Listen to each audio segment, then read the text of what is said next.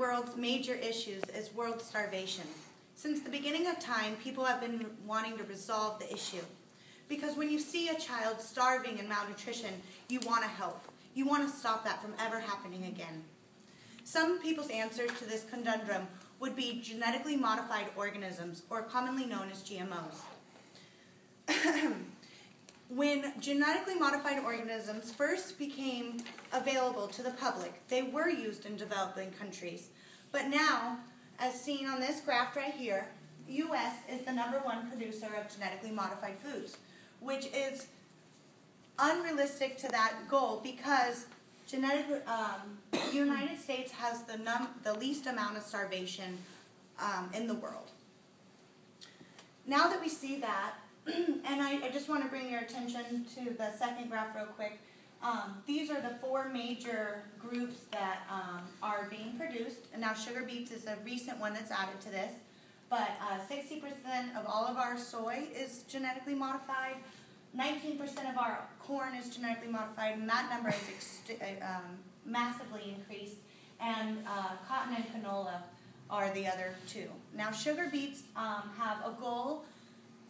The sugar beet companies made by Monsanto have a goal of replacing all of our natural sugar with sugar derived from GMO sugar beets. So you're going to see that the soy and sugar beets are going to be flipped around. Those are going to be the #1 GMO producers. Now, as I said, some would say that genetically modified foods will end world hunger. But is there more to look at?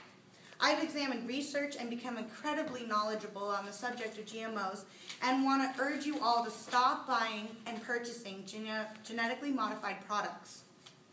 Genetically modified products are created in labs to have certain traits. These traits are commonly virus, weather, or herbicide resistant. Now that we know what GMOs are and why they were produced, let's look at why we should avoid buying GMO products at all costs. Genetically modified organisms, or GMOs, are found on our markets everywhere. There are 40 different categories of GMOs that they admit to having. Some of these foods are very common, such as the ones I talked about earlier, and most of the varieties of GMO vegetables are herbicide resistant. Herbicide resistant are also commonly called Roundup Ready. Roundup Ready seeds are created in labs so that you could aerially spray weed killers, herbicides, on the fields, and only the weeds will die. This is very bad for the environment because massive amounts of Roundup is being applied to the ground. So that's massive amounts of Roundup emitted into the soil. Not only that, but what the Roundup doesn't kill is now a super weed, and it takes more Roundup and more physical labor to extract the weed. Now I'm going to show you a little bit how that works. Or I was going to, but I don't have a pen. Great. Okay. So let's say, and when I say aerial sprays, this is when they take an airplane and they dump a whole bunch of chemicals from the top of the sky. This supposedly lowers labor costs, so that's why it's like, easier or more efficient for them to do. So when they spray overhead, they knock out a few of the weeds, right? Well, some of them still make it for whatever costs.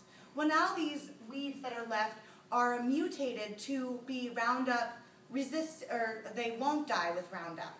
So now these two cross-pollinate and create a super weed. Then now Roundup is not efficient, and so they keep on spraying Roundup with the hopes that it would kill it, but it doesn't. And now this weed is now populating everywhere. It's hard for us organic farmers to kill, and it's hard for the conventional farmers to kill.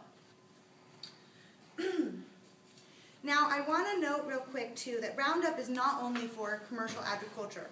Roundup is found in household and residential areas alike. And it is really messing up our water and our soil. Now let's look at another argument against GMOs. Some would say that genetically altered, drought-resistant plants will end the world hunger by allowing areas of the world that don't have efficient water to grow agriculture. However, according to Mike Duffy and Matt Ernest, the creators of Does Planting GMO Seeds Boost Farmers' Profits? They studied in 1998 farmers who planted GMO seeds had slightly less yields than farmers who did not plant GMO seeds. Even with a 30% decrease in labor costs, the farmer virtually made the same profit. Because of seed costs, diminishing yields, and the same asking price, which is consumer value, what we pay for it, the farmer made virtually the same profit. Roundup Ready seeds in 2010, bought by Monsanto, paid 40% more than buyers in 2009. And since then, there's been a steady increase in price incline since then. So GMO seeds are more expensive to buy. According to Does Planting Seeds Boost GMO Profits, the reality is it's not cheaper to grow or buy genetically modified foods. Now that we found that profit doesn't increase after using GMO foods, let's find out what the long-term effects are. The truth is, we don't really know what the long-term effects are. The only test is the test of time, and that has not been, it hasn't been long enough to see. And after looking at long-term effects of genetically modified foods on humans, I realized there's little to no testing done on genetically modified seeds before they're entering our grocery stores. In fact, companies like Monsanto, BASF, Pioneer, and Syngenta, and others don't allow independent research to be done at all. All over the world, animals fed BT corn are dying, according to Jeffrey Smith. He stated in his book, Seeds of Deception, how corporations are hiding the true fact that GMOs are harmful.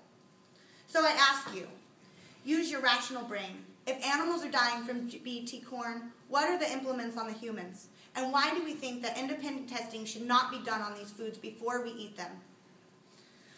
Now you might be asking yourself, what can I do to solve this problem? Let's talk about some solutions. There's no provable taste difference and no price decrease in buying GMO foods. So there is no consumer benefit to buying GMO foods. By avoiding buying GMO foods, you contribute to the tipping point of consumer rejection, forcing them out of food supply. Because GMO gives no consumer benefit and has a small percentage of us, even if a small percentage of us reject the bans that contain the GM products, it becomes a market liability. Companies will kick out the products.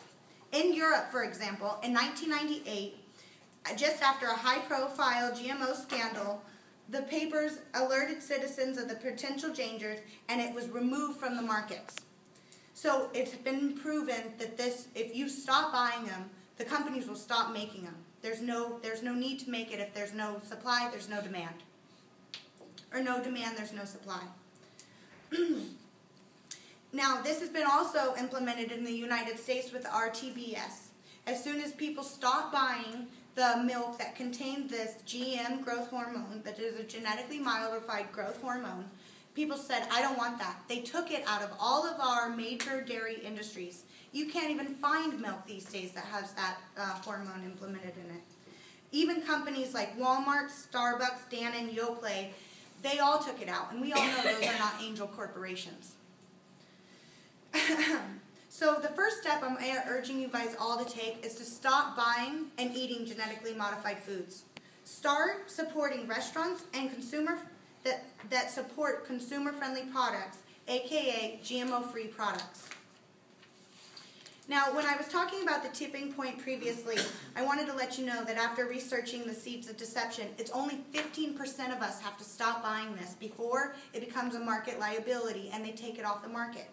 15% is a quarter of this classroom saying, I will not put this that is hurting my environment and my body into my home and into my family's mouths and my neighbors' mouths. Now, I hope you all understand the disadvantages of genetically modified foods and plants. Disadvantages such as GMO foods are not cheaper to grow or to buy. The yields do not increase, and thus they will not cause or help the issue of world hunger. The proper testing has not been done, and therefore GMO food should not be consumed. I'm scared of a world where agribusiness rules our life, where the FDA turns its back while our family, our kids, our bodies, our environments are being destroyed. I think until we know what GMOs can truly do and proper testing is implemented, that we should leave plant DNA up to nature. We all need to keep looking for the answer to world hunger, because GMO foods aren't it. Thank you. Holly for president. Holly for president.